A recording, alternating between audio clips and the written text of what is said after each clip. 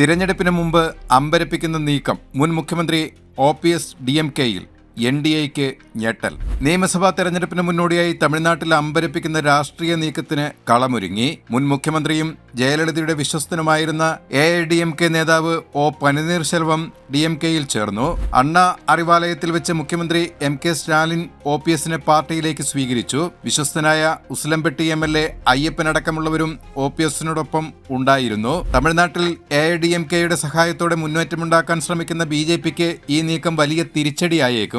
പ്രത്യേകിച്ച് തെക്കൻ തമിഴ്നാട്ടിലെ തേവർ വോട്ട് ബാങ്കിന്മേൽ OPSനുള്ള സ്വാധീനം NDAയ്ക്ക് തലവേദനയായേക്കും. മധുര, തേനി ഉൾപ്പെടെയുള്ള തെക്കൻ ജില്ലകളിൽ ശക്തമായ തേവർ സമുദായ സാന്നിധ്യമുണ്ട്. ഇത് പരമ്പരാഗതമായി AIDMKയുടെ പ്രധാന വോട്ട് ബാങ്കായിരുന്നു.